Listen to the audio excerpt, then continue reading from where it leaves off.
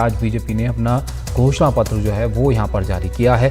तो मध्य प्रदेश के लिए भारतीय जनता पार्टी ने अपना घोषणा पत्र जारी कर दिया है और राज्य के मुख्यमंत्री शिवराज सिंह चौहान, प्रदेश बीजेपी अध्यक्ष विष्णुदत्त शर्मा और केंद्रीय मंत्री नरेंद्र सिंह तोमर की मौजूदगी में बीजेपी अध्यक्ष जेपी नड्डा ने कहा कि बीजेपी अपने मैनिफेस्टो में एक रोड मैप के तौर पर इसको देखती है जिस पर उनकी सरकार चलती है।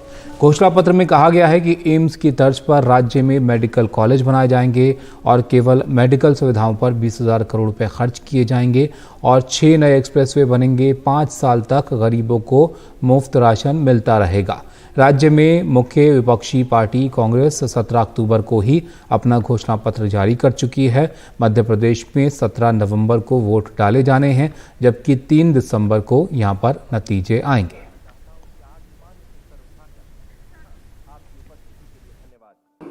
वंचित, पीड़ित, शोषित हमारे आदिवासी भाई, हमारी बहनें, हमारे युवा, हमारे किसान, इन सभी सेक्शंस ऑफ द सोसाइटी के एम्पावरमेंट का काम हम लोगों ने अपने लक्ष्य में रखा है।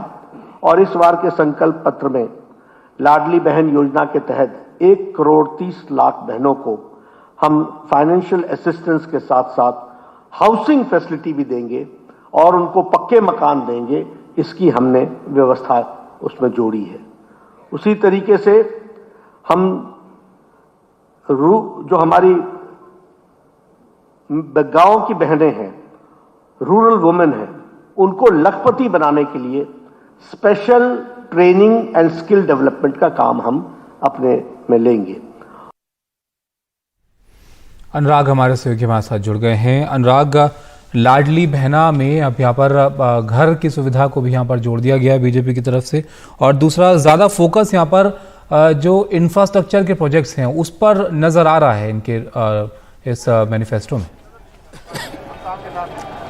बिल्कुल ताबिश, न सिर्फ जो ढांचागत संरचनाएं हैं उसके अलावा महिलाओं और खास करके किसानों पर देखिए बीजेपी हमेशा कहती रही है, क्योंकि 2016 में केंद्र और सारे राज्य सरकारों ने एक संकल्प पारित किया था कि अगर कोई भी राज्य सरकार बोनस देगी तो केंद्र के पूल में खरीदारी घट जाएगी। लेकिन अब हम देख रहे हैं कि बीजेपी कह रही है कि गेहूँ जिसकी MSP 2,100 रुपये के आसपास है वो 2,700 रुपये में गेहूँ खरीदेंगे बोनस के साथ, और 3,100 रुपये में धान, क्योंकि पड़ोसी छत्तीसगढ़ में आपने देखा होगा कि धान जब से 2,500 रुपये में भूपेश बघेल ने पिछली बार नारा दिया था और इस बार उसको बढ़ाकर 3,200 रुपये कर रहे हैं। और साथ ही साथ तेंदुपत्ता संग्रहण के लिए भी, क्योंकि बैगा जनजाति और तमाम जनजातियों पर जो तेंदुपत्ता का संग्रहण करते हैं, पड़ोसी छत्तीसगढ़ में भी 4,000 रुपये प्रति मानक बोरी की दर से खरीदा जाता है और मध्य प्रदेश में भी ये ऐलान हुआ है। इसके अलावा महिलाओं को साधने की कोशिश की जा रही है। कई सारे इंफ्रास्ट्रक्चर प्रोजेक्ट्स बनाने की बात कही गई है, मेडिकल कॉलेज की बात कही गई है। लेकिन जब ये बात बीजेपी अध्यक्ष जेपी नड्डा कह रहे थे तो कह रहे थे मेरा पसंदीदा विषय है, तो शायद वो भूल गए होंगे कि उन्हें के पूर्व मंत्रालय यानी जो केंद्रीय मंत्रालय है उसी ने 2021 में जो डेटा रिलीज किया था उसमें बताया था कि मध्य प्रदेश ग्रामीण स्वास्थ्य के मामले में सबसे बुरी पायदान पर है, जहां 95% डॉक्टरों के पद, विशेषज्ञ डॉक्टरों के पद खाली हैं। तो मुझे समझना मुश्किल हो जाता है जब ऐसी घोषणाएं होती हैं कि हर जिले में और हर जगह पर मेडिकल कॉलेज बनाएंगे, लेकिन सुविधाएं कहां से लाएंगे ये भी बता देते तो शायद बेहतर होता।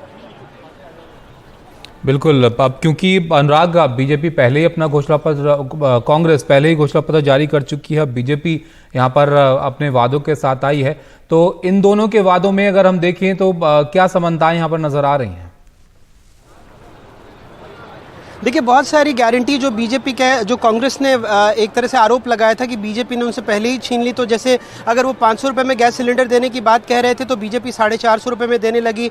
अगर 1,500 रुपये नारी सम्मान योजना में कांग्रेस ने देने की बात कही थी तो शुरुआत 1,000 रुपये से हुई, लेकिन अब 1,250 रुपये दिए जा रहे हैं बीजेपी की तरफ से। और शहर भर में होर्डिंग लगे थे आचार संहिता से पहले कि इसे बढ़ाकर 3,000 रुपये प्रति महीने किया जाएगा। लेकिन इसमें भी एक सवाल है, अगर 3,000 रुपये बीजेपी सरकार देती है तो 45,000 करोड़ रुपये का सालाना भार सिर्फ और सिर्फ लाडली बहना योजना पर पड़ेगा।